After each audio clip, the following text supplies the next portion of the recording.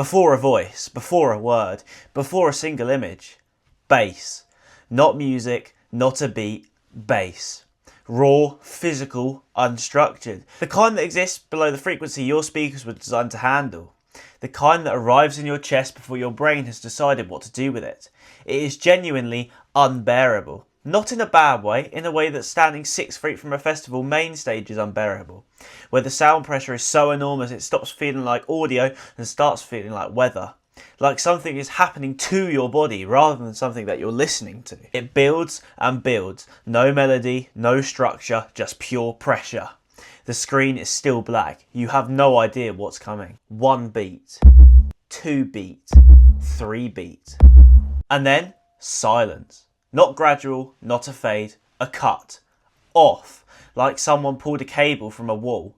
And into that silence, a voice. A woman's voice. And it is hypnotic. That's the only word for it. After what just happened to your ears, that wall of unstructured bass that made your vision blur slightly, this voice lands like a hand on your shoulder. Open your eyes. Listen closely to the sound of my voice. On the count of 10, you will be in Horizon. 1. A Lamborghini, not in a game, real. The crack of a V10 on a cold overrun, that specific sound, mechanical, violent and beautiful, stitched underneath the peaceful voice like a reminder of what this is all really about. 2. Festival crowd footage, real people, real lights, a stage somewhere in the dark, blazing orange and white. The camera moves through it slowly, not rushed, not edited to within an inch of its life, breathing. 3. A bass boom returns, but different now, controlled, purposeful, 1 boom per number, each one deeper than the last, not the unbearable chaos from before. This is orchestrated chaos. She is conducting it. Her voice is the anchor and the bass is the tide rising around it. 4. 5. Festival lights flicker and you see a real life festival. More cars, more real life. A supercar door swinging open in a paddock somewhere. Headlights cutting through dark mountain air. The flicker of festival wristbands in a crowd. You are being shown a world, a real world, that this game is promising to let you live inside. 6. 7. This is not a countdown, it's an induction. She is not counting down to something ending, she is counting up to something beginning. Every number climbs, every boom builds. The voice stays steady, stays calm, stays completely in control because she knows exactly where this is going. She has been here before. You haven't. 8. 9. The bass is enormous now. The real life festival footage is cutting faster. A Lamborghini exhaust screaming at full throttle. That volcanic V10 wail that you feel somewhere behind your eyes. And the crowd and the lights and the sound are all building towards a single point. 10. And then, ocean. A wide, sweeping, cinematic shot. The Mediterranean, the Côte d'Azur, the kind of blue that doesn't look real until you've stood on a cliff top in southern France and realised, wait, yeah, it genuinely looks like that. And underneath it, Eric Pritz's Liberate. A piece of electronic music so clean, so euphoric, it already soundtracked in many, many music festivals before this game even existed. It's already a big hit and Forza Horizon have it as their opening track, and this was like revolutionary for the time. Because Playground Games put it right here, right in the front, right where everyone was going to see it, and it really gave you that feel and that impression of what the game was going to be. I mean, talk about first impressions. The Mediterranean, a great piece of electronic music. This was going to be a festival for the ages, and this was the beginning of an icon. It's the very first thing that you hear when this whole world opens up to you. The effect is immediate and total. You are no longer in your living room. You are no longer holding a controller on a Saturday morning. You are arriving somewhere. You have been counted in, and the Mediterranean is right in front of you. And then you're on a ferry, Lambos, GTRs, Ferraris, Koenigsegg's. And then you're spoken to once again, but not by a woman, by a British bloke, who makes you feel like the main character, talking to you about the entire festival plans as if you have an earpiece in. He's not talking to everyone over an announcer. He's talking to you, just you. You've got your own personal guide. It's as if you have an earpiece in and you are, well, at a festival as the main event. It gives you a sense of security and confidence that you can't do anything wrong. He's going to talk you through it and it's going to go smoothly as anything. Which is what you want in a video game. You don't want to have that sense of uncertainty unless it's forced. And they've managed to negate it entirely.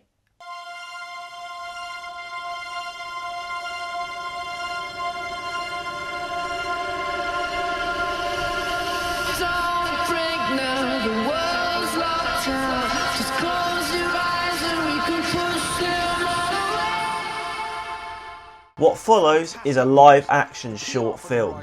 Not CGI, not engine footage. Real roads, real cars, real sunlight bouncing off real bodywork. A group of drivers, young, free, alive, making their way towards the Horizon Festival through the roads of southern France and northern Italy. Windows down, music up. The kind of drive that every car person has fantasized about at least once. Sweeping coastal bends, mountain passes, vineyards blurring past. There's something expensive and Italian screams beneath you. The editing is sharp. Jump cuts timed to the music. Wide landscape shots intercut with tight close-ups. A gear shift, a steering wheel turning, a dashboard glowing at dusk. It is functionally a movie trailer for a place that doesn't exist, for a festival you are about to attend. And it works, completely, utterly works, because it never once breaks the illusion. Every frame says, you belong here. But here's the thing that transforms this game from a cinematic to brilliant storytelling. When the live action part ends and the game begins, you aren't an anonymous racer. You aren't a number in a field of 20. You are the main event. And what differs this from Forza Horizon 5 is this was done perfectly correct. And the person who tells you that you're the main event is Ben Miller. Ben Miller is the host of the Horizon Festival. He's your guide, your handler and your hype man. Voiced by Sean Maguire, English actor, EastEnders, Once Upon a Time, so a very big name. He has exactly the voice you want in your earpiece at an event like this. Warm, confident, just slightly conspiratorial. He doesn't speak to you like an announcer addressing 50,000 people. He speaks like someone who came specifically to find you. Like he's got a headset on, he's watching the arrivals, and he just spotted you stepping out of your car. Or caught a glimpse of you through your window as you're driving onto that ferry. And he leans right into his mic and says into your earpiece, there you are. He sets the scene. He tells you what the Horizon Festival is, where you are, and what you're going to be doing in the next stage and getting to the festival. And he does it all in that traditional, smooth, measured, typical English tone. A tone that makes you feel like you're not just a participant in this world. You are the reason that this world exists. The whole festival, the stages, the championships, all of it is building towards watching you perform. Ben Miller is just the man who got to tell you first. A Reddit post from early 2026, 12 years after the intro first played, described it simply. Forza Horizon felt like a vacation. It transported me to a different world. Another commenter had never even played the game, had only watched the intro online, still called it their favourite in the entire series. Think about that. An intro so well constructed it converts people who never even touch the controller. Because the counting works on you, even without a screen. The bass hits even through laptop speakers. The ocean shot and the music track do something to your nervous system that is genuinely hard to articulate if you weren't there in 2014. And when Playground Games made Forza Horizon 3, 4 and 5, they never did it again. No countdown, no live action, no voice walking you in from the dark. They moved on, and every year since, someone posts the Forza Horizon 2 intro on Reddit or TikTok and writes, I forgot it was this good. Thousands of upvotes, every single time. Because it was that good, and nothing else since has come close. I'm ChrissyBall182, and this is Forza Horizon 2, the full story. To understand why Forza Horizon 2 exists, you need to go all the way back to 2001. Not to a racing track, not to a festival, to a boardroom in Redmond, Washington, Microsoft's home turf. In 2001, Microsoft had a problem. They just launched the original Xbox, a bold machine, powerful, genuinely capable of competing with Sony's PlayStation 2. But there was one gap in the lineup that kept coming up. Gran Turismo. Sony's racing simulation franchise had become a cultural phenomenon. Gran Turismo 3 had shifted 15 million copies. Car fans, proper car fans, weren't buying Xbox because their game wasn't on it. Microsoft needed an answer. So they did something unusual. They built a studio from scratch, specifically to make one thing. A racing game that would take Gran Turismo head on. They called it Turn 10 Studios. Based in Redmond, a short drive from Microsoft HQ, Turn 10 started small, around 20 people, with a mission that was singular and almost uncomfortably direct. Beat Gran Turismo. The man who had become the public face of the studio was a designer called Dan Greenwalt. And from the beginning, Greenwalt had a clear creative philosophy. He didn't just want a simulator, he wanted a car collecting game. A world where the garage felt as important as the track, where you'd obsess over acquiring cars the way you'd obsess over completing a collection. Development took over 2.5 years, 3 delays, but on May the 3rd, 2005, Forza Motorsport launched on the original Xbox. And it was remarkable. 231 cars, real-world circuits, Silverstone, the Nürburgring, Laguna Seca, Road Atlanta. A physics model that could simulate tyre pressure changes mid-race due to temperature. Damage that genuinely affected handling. Knock your spoiler off? Feel it in the aerodynamics. Layers upon layers of customization, right down to individual decal placement. The music? 56 original tracks composed by Junkie XL. Metacritic called it universally acclaimed, over 100,000 copies in North America in its first month alone. Gran Turismo had a real competitor for the first time. Turn 10 spent the rest of the 2000s answering the question of where do you go from there. Forza Motorsport 2 in 2007, Forza Motorsport 3 in 2009 and Forza Motorsport 4 in 2011. Now all of these games were widely considered the peak of the series. Over 500 cars, Kinect-powered Auto Vista, online multiplayer that genuinely rivaled anything else on the market. Each entry pushed the simulation harder, the car list bigger, the physics even better. But there was a nagging question inside the walls at Turn 10. The simulation crowd was being served brilliantly, but what about everybody else? Where was their game? Leamington Spa is a market town in Warwickshire, England.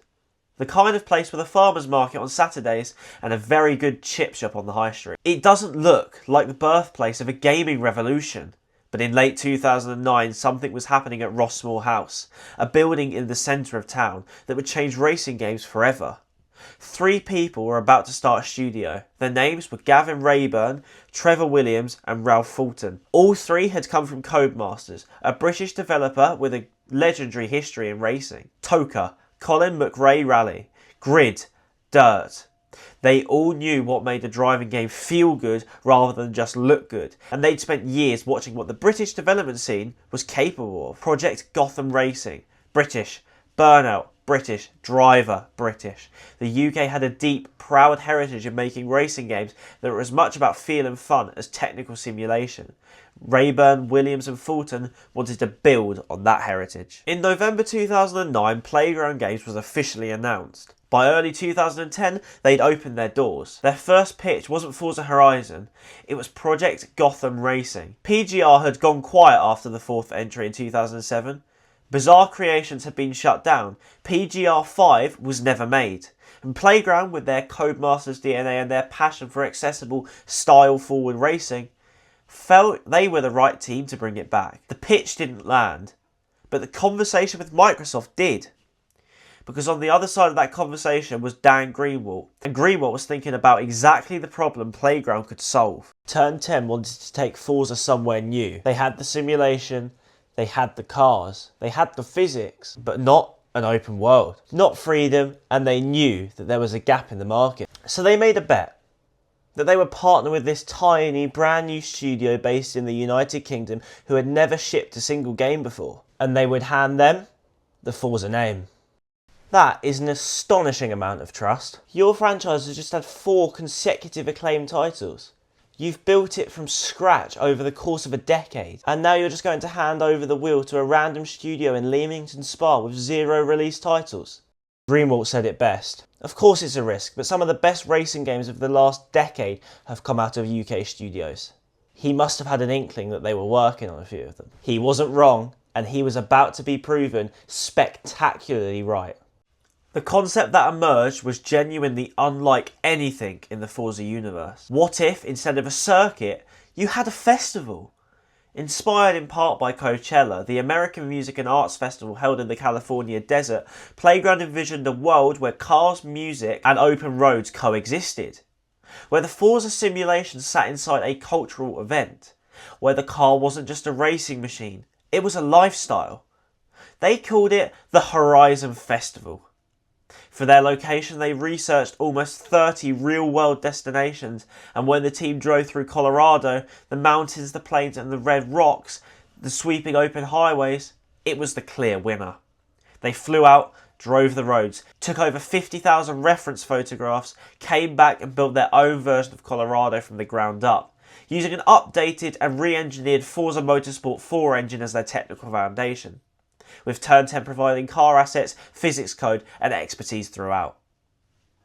On October 23rd, 2012, Forza Horizon launched on the Xbox 360, and just like the Forza games before it, it was an Xbox exclusive and a massive win for Microsoft. The response was immediate, an 85 on Metacritic. Critics described it as something genuinely new, a racing game that felt freeing in a way circuit racers never could. You could just drive down mountain roads, past music stages, into sunsets.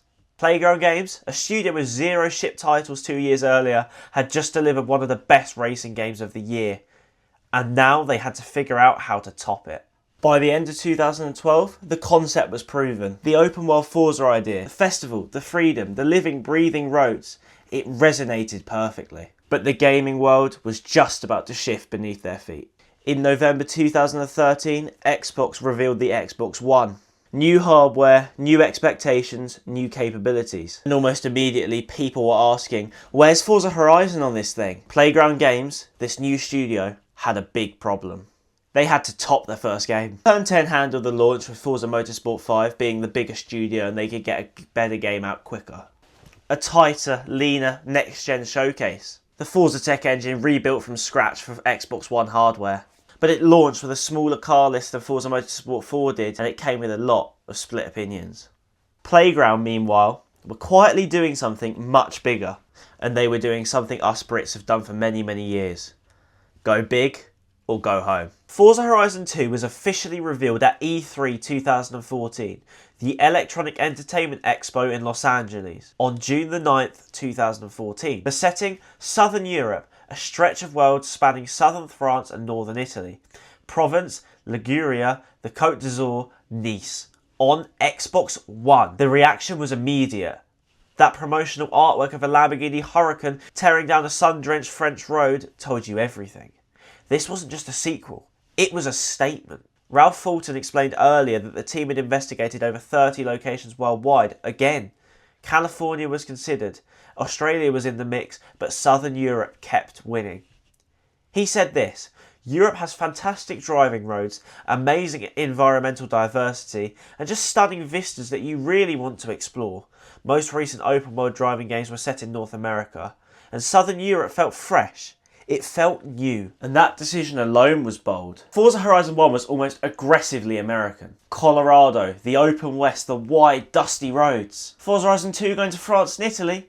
Well, that was a completely different visual ballgame. Olive groves, vineyards, medieval hilltop villages, coastal roads hanging just inches from the cliffs that drop straight down into the Mediterranean. These are places that most racing games had never even attempted to render. Playground weren't just making a bigger map. They were building a world and redefining an entire genre. The technical challenge of Forza Horizon 2 was enormous. The Xbox One was brand new. The Forza tech engine, built by Turn 10 for Forza Motorsport 5, was their starting point. Playground took that engine and had to build it completely to their will. An open world racing game has fundamentally different demands from a circuit racer. In FM5, you're on a finite track. You can predict every asset that needs to load. In Forza Horizon 2, you can drive in any direction at any time. In a Bugatti Veyron Supersport at over 250 miles an hour, or a Toyota Corolla at 10 miles an hour. Ralph Fulton described the core technical problem bluntly. One of the big technical challenges was making sure that we could stream a world that is next-gen beautiful, but fast enough to keep up with the fastest car. The solution? 1080p, locked at 30 frames per second. A deliberate trade-off. The open world demanded that processing headroom. The debate raged online. 60 FPS purists were frustrated, but in motion at 1080p on a 2014 television, the game looked genuinely spectacular. The drivable map was approximately 3 times the area of Forza Horizon 1, 3 times. The entire open world of Colorado fit inside Forza Horizon 2 3 times over. And then there was weather. For the first time in the history of the Forza series, a dynamic weather system was introduced. Rain, not just visual rain, simulated rain. Rain that changed the road surface, altered grip, rain you could hear drumming on the roof of your car in first-person view. The audio team went out and physically recorded the sound of raindrops hitting real car bodywork. They recorded exhaust notes, intake sounds, supercharger whines, turbocharger spools separately for individual cars, modelled independently. The audio mix changed depending on whether your camera was inside or outside the vehicle. That is not a studio cutting corners. That is obsession. The car list on Xbox One was frankly absurd. 200 plus vehicles at launch, the Lamborghini Huracan LP610-4 as the cover car, the Lamborghini Veneno, the McLaren P1, the LaFerrari, the Koenigsegg Agera, the Bugatti Veyron Supersport, and a Ford Capri RS 3100 found only as a barn find. Barn finds, 10 of them, hidden off-road across the world, a game mechanic that became one of Forza Horizon 2's most beloved features. Thrill of stumbling across an abandoned building on a dirt road and discovering a forgotten classic inside. On the Xbox 360 side, because Forza Horizon 2 also released on the previous generation, Playground handed that version to Sumo Digital, a Sheffield-based company, and they had a strong background in porting, which is where you take a game from a newer console or a computer and you put it onto a different console. Think of 4J Studios with Minecraft Console Edition. Now Sumo did solid work, but the gap between the two versions was significant. The Xbox 360 version used the original Forza Horizon 1 engine. No dynamic weather, no full free roam. No advanced driver-tar AI. Tuning was also cut. Playground Games were upfront about this though. They said these are two completely different games. And that was really the right call. Don't pretend they're the same thing when they're clearly not, because then you're just going to get shot in the foot and lose your credibility. And being a small studio, they didn't want this. Once you were inside the world, progression worked through a system that was simple, satisfying and crucially, visible. Wristbands, not a driver level buried in some sub-menu somewhere. Not an XP bar you had to squint at, an actual wristband, the kind you get at a real music festival. On your character's wrist, changing colour as you move through the ranks. 11 tiers. Yellow, green, blue, pink, orange, purple, red, turquoise, bronze, silver and gold. Each required a set number of Horizon points, earned through races, bucket lists, speed zones, danger signs, drift zones scattered across the map. The higher your tier, the more of the festival opened up. New championships, new roads, new rivals. It was, in the purest sense, a festival progression system. You weren't climbing a corporate ladder, you were becoming a legend at an event. Earning your next wristband the same way you'd earn your stripes anywhere, by showing up, competing and proving yourself. And when that new wristband unlocked, that specific colour change on screen, you felt it. The exact dopamine hit that only the best progression systems can deliver. But here's where Forza Horizon 2 did something no other game in the series before or since has ever quite really managed to replicate. The showcase events. 5 of them on Xbox One, and each of them is an absolute flex. Not a race against AI cars or bikes, not a time trial. A race against something completely, wonderfully, genuinely absurd. Il tricolore aereo. You're in a car, a proper fast car, racing down the roads of southern France. Above you, Italy's legendary aerobatic display team. Their jets, the same aircraft that paint the Italian flag in red, white and green smoke across airshow skies across Europe, screaming overhead at speeds that make your car feel like it's standing still. And you are racing them. The jets bank, the smoke trails cut across the sky, you are flat out on a sun-drenched road in Provence trying to stay ahead of something that technically travels at over 600 kilometers an hour. Completely absurd, completely brilliant. Train in Vain, named brilliantly after the Clash track, puts you alongside a full freight train rolling through the French countryside. The rumble of the locomotive physically shaking the world around you as you try to beat it to the crossing. The scale of it, the noise of it, that's what stays with you. 37 versus 037. A love letter to Italian motorsport heritage and the first time in a Forza Horizon game that we ever really saw any sort of car culture. Two icons of Italian racing DNA on the same stretch of road simultaneously. The kind of showcase that only makes sense in the birthplace of Ferrari and Lamborghini. North by Northwest. Named after one of the Hitchcock films, the one with the biplane, and yes, you do get to race a biplane. Across the open landscape of southern France, the buzzing of the biplane vibrating the road around you. Absolute cinema. And then, Storm Chaser, where the dynamic weather system they'd spent months perfecting becomes the antagonist itself. You're not racing a vehicle, you're racing a storm. You're racing Mother Nature herself. Lightning cracking across the sky, rain pouring down, the road surface changing beneath your tyres in real time. 5 showcase events, 5 moments that had no business being as good as they were. Every single one of them a set piece from a film, not a mission in a video game. And we didn't get anything like this for another 4 or 5 years until Red Dead Redemption 2 came out, and that's a fact. The interface that tied all of this together was itself a generational step forward. Forza Horizon 1 was an Xbox 360 game. A good looking one, but its menus carried the DNA of that hardware era. Functional, efficient, but not beautiful. Forza Horizon 2 on Xbox One was different. The world map was a work of art in itself. Warm Mediterranean colours, clean, readable iconography. Festival locations glowing like embers on a summer evening. Everything about the visual language said, you are somewhere special. The car selection screens were richer, more tactile. The camera movements around your vehicle in the garage had a cinematic weight that previous entries lacked. The race HUD was sleeker, information dense without feeling cluttered. And the day-night cycle bled into the UI itself. The menus felt warmer at golden hour. The whole visual experience had been designed not just to look good, but to feel like Southern Europe at its most beautiful. A community post from 2026, 12 years after launch, put it simply. Sure, there's been minor differences between entries since, but nothing like the leap from Forza Horizon 1 to 2. That gap was real, and players who lived through it remember it, and they even romanticise it, and that nostalgia is really there. And then there are the sounds.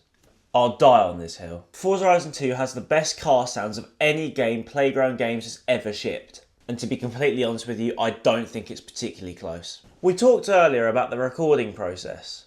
The physical recording sessions. The raindrops hitting real bodywork. The exhaust notes and supercharger whines captured differently for each car. And mixed differently depending on the camera's position in the game. That isn't just a feature, that's a pure philosophy.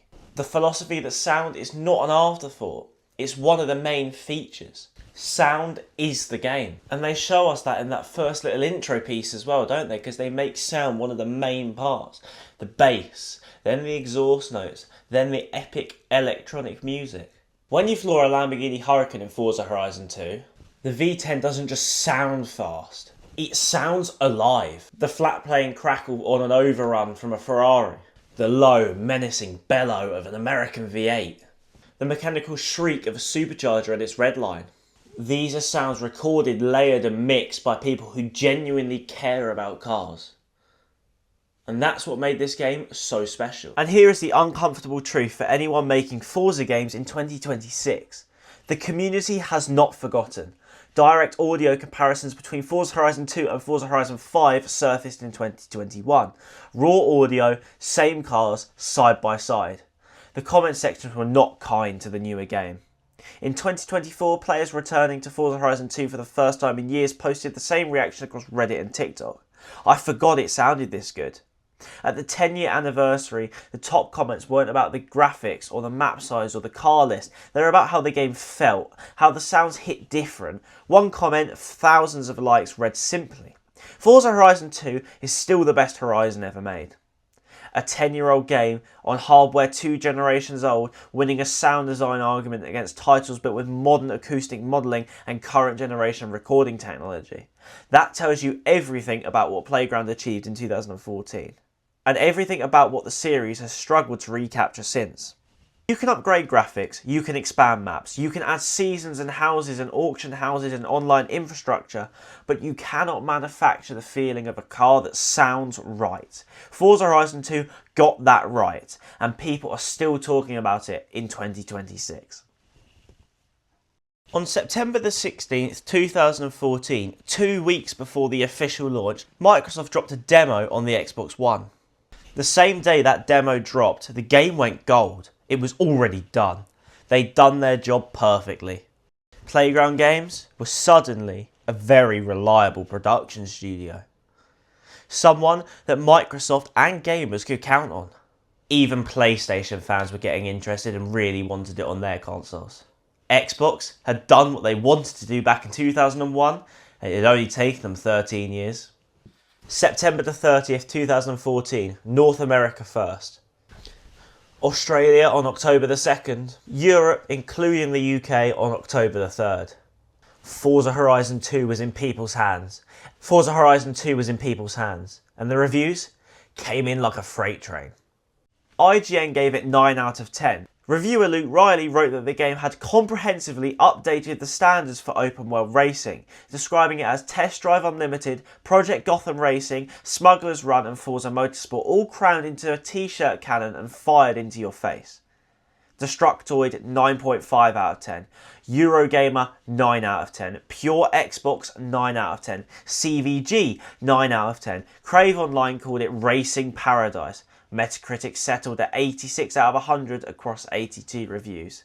And Playground Games, the studio from Leamington, Spa, started in 2010 with nothing but a pitch and a dream, walked away from their second shipped game with 23 Best of awards. 23. For a game they never even planned to create. Remember, they wanted to just recreate Project Gotham Racing and bring it back to life.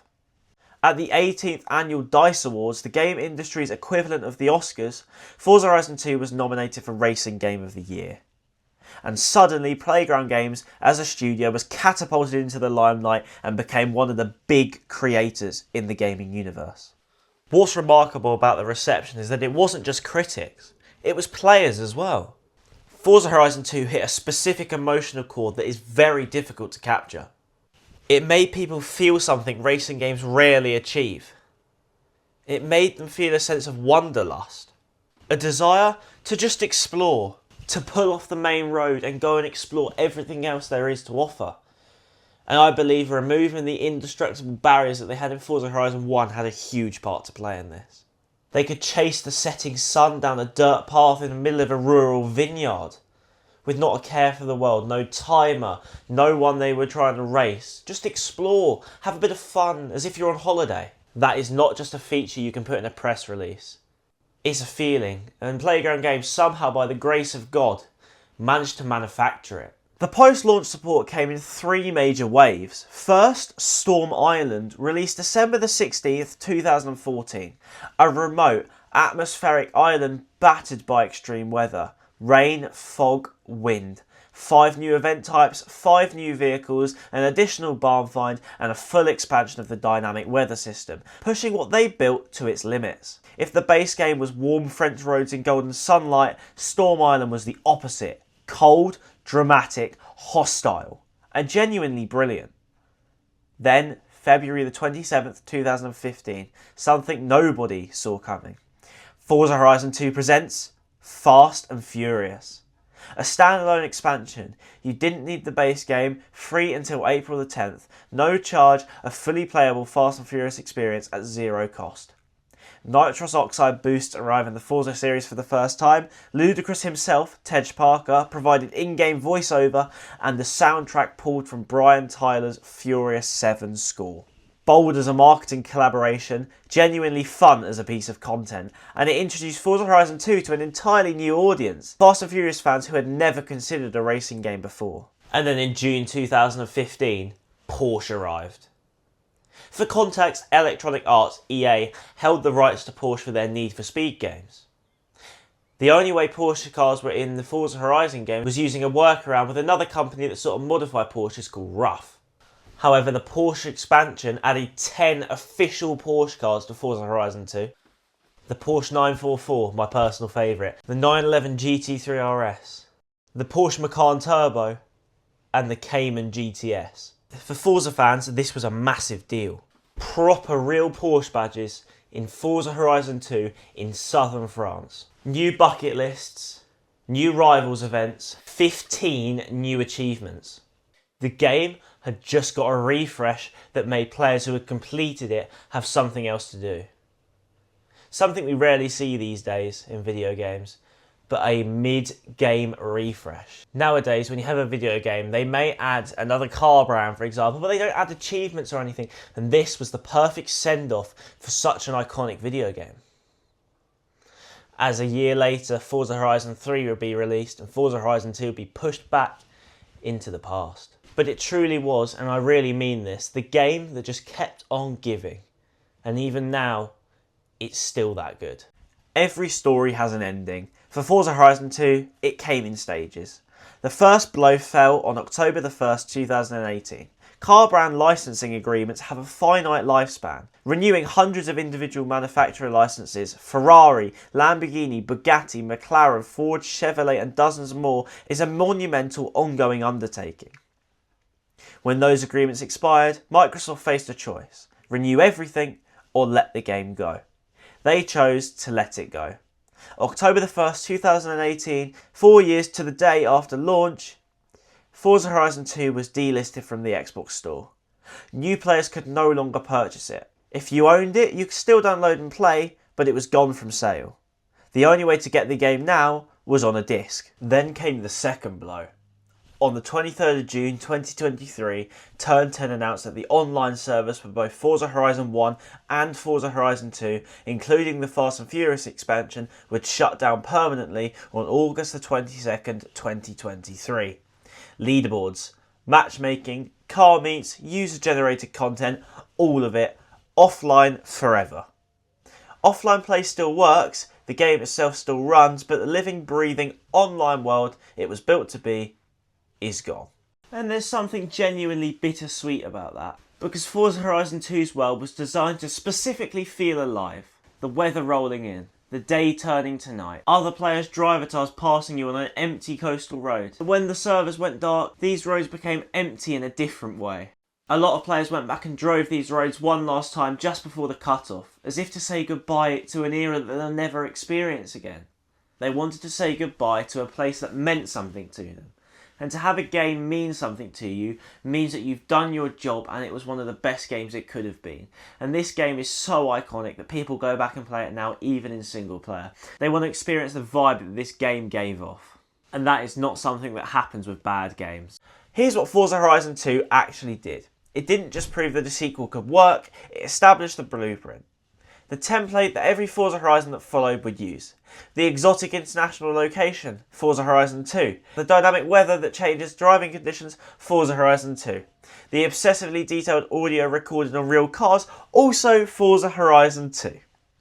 Forza Horizon 3 went to Australia, 40 plus Best of Awards at E3 2016. Forza Horizon 4 went to Britain with a revolutionary dynamic season system. Forza Horizon 5 went to Mexico and became one of the highest rated games of its year. And Forza Horizon 6, confirmed for 2026, is heading to Japan.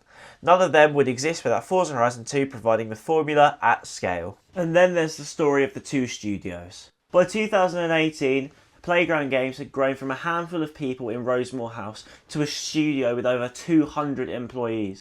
Microsoft saw what they built, 3 critically acclaimed games, a franchise that had arguably eclipsed the series it spun off from, and bought them. At E3 2018, Playground Games became a part of Microsoft Studios. And in July 2025, this is where the story gets genuinely wild. Almost half of Turn 10's workforce had been laid off. Reports emerged that development on the Forza Motorsport series had been cancelled. Now remember, this was Xbox's 2001 answer to Gran Turismo, the thing that brought them into the limelight, the thing that made them create Forza Horizon. It was gone because Forza Horizon had absolutely destroyed it in the gaming market. Turn 10, the studio that gave Playground the engine, gave Playground the name, gave Playground the idea, the car list, the physics, the trust, was now effectively a support studio for the very franchise that grew from their partnership. Turn 10 built the foundation, Playground built the house, and now the house is so big it essentially became the property. There's something beautifully, painfully ironic about that. Gavin Rayburn, one of Playground's 3 founders, quietly left the studio in January 2022. He later opened a new studio called Lighthouse Games. Ralph Fulton, Horizon 1's lead designer, Horizon 2's creative director, is still at Playground, now serving as the chief creative officer. The studio he helped start in a building in Leamington, Spa, with no shipped games and a repurposed pitch for a dead franchise, now employs over 450 people across 3 buildings in the same town. Not bad for a gamble. Here's what I keep coming back to when I think about Forza Horizon 2. It was created by a studio that was only 4 years old, on hardware less than a year old. And it created a world so convincingly beautiful that players went back to say goodbye even 11 years later. That's not a technical achievement. Technical achievements age. The Forza Tech engine has been rebuilt so many times since 2014. That's an emotional achievement, and these, well, they don't age. The story of Forza Horizon 2 is what happens when a simulation franchise, with enormous technical credibility, takes a genuine creative risk. When a giant publisher bets on a tiny studio with no track record. When a group of British developers from a tiny town in Warwickshire look at southern France and northern Italy and think, we're going to make a game and we're going to do it properly and make you feel like you're actually there. And they were right. And a decade later, the franchise they helped define is heading to Japan. And last year, Forza Horizon landed on PlayStation for the first time, and that is how big the franchise has got. If you said in 2003 that they would put Forza Horizon on PlayStation, Xbox would have gone, hell no, no way. But the franchise has got so big they can trust they're going to keep their fan base, and so they put it on PlayStation. Playground Games is now a massive studio, and they have other games like Fable. They aren't this small studio anymore, they're one of the world's best. From Colorado to France, from France to Australia, Australia to Britain, Britain to Mexico, and now Mexico to Japan. Every single one of these roads runs through Forza Horizon 1 and Forza Horizon 2. If you want more deep dives like this, remember to hit subscribe. And yeah, thank you so much for watching today's video. I hope you enjoyed it. It was a bit more like a documentary. And yeah, remember to like, subscribe. You know the rest. Everyone else told you millions and millions of times, I am sure. And yeah, I'll see you all in the next one. Forza Horizon 3, you're next.